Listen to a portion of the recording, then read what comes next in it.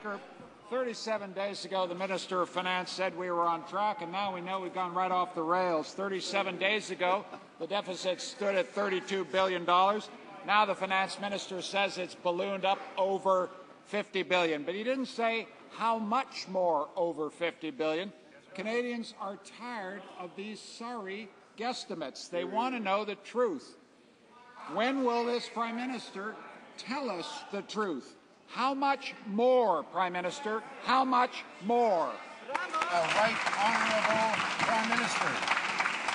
Mr. Speaker, at the end of this year, the deficit will depend, obviously, on the performance of the economy. But what Canadians are wondering about when it comes to more is the leader of the Liberal Party. You know, he comes here, tries to criticize the deficit, but day after day he is here demanding literally tens of billions of dollars of new spending from this government. New spending, permanent spending, unavoidable spending to be paid for by tax increase. Mr. Speaker, everyone knows his position on the deficit is just hypocrisy. The honourable leader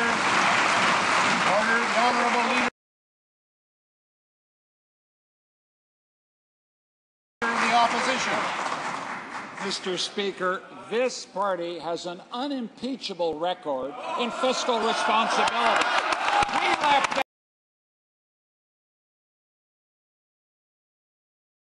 Mr. Speaker, I can even quote the Toronto Star, a Liberal newspaper, which said that what the opposition wants to do is to cut government expenditures. No, on the contrary, the opposition is asking the government to spend more.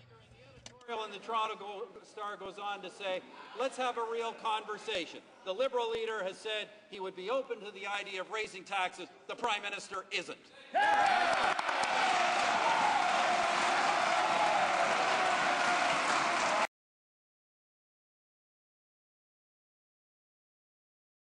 To respond to the global recession. There's a serious global recession that is deeper and broader than had been anticipated by anyone. And the hypocrites on the other side, Mr. Speaker, come in every day and ask for more spending, more deficits.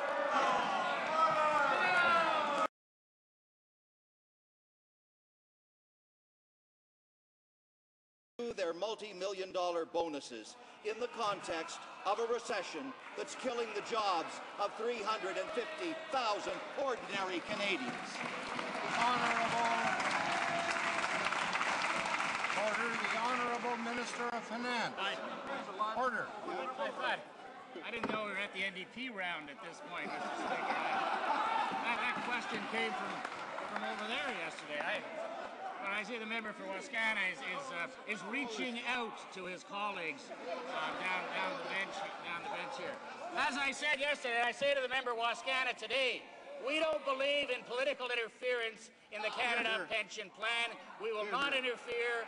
I did the 3-year review with all of the provincial and territorial finance ministers earlier this week. We are all agreed, unanimous, that we will not politically interfere with the operation of the Canada Pension Plan.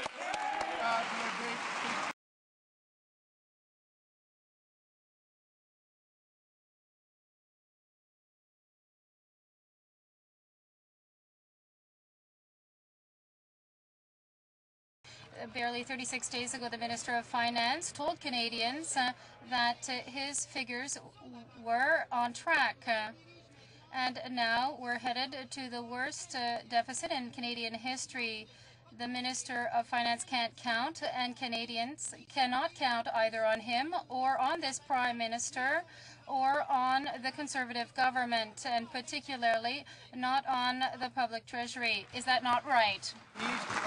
The Honourable Minister of Finance. Not right at all. In fact, we can learn from experience. And one of the experiences we had in this country is what Liberal governments did to the sick and the elderly and to public education in this country in the 1990s, when they balanced the budget on the backs of the provinces, and hospitals were closed, and people were out of work, and employment benefits were down, and that's what they were proud of, balancing the budget on the backs of the provinces. We're not doing that, Mr. Speaker. We're increasing transfers to the provinces.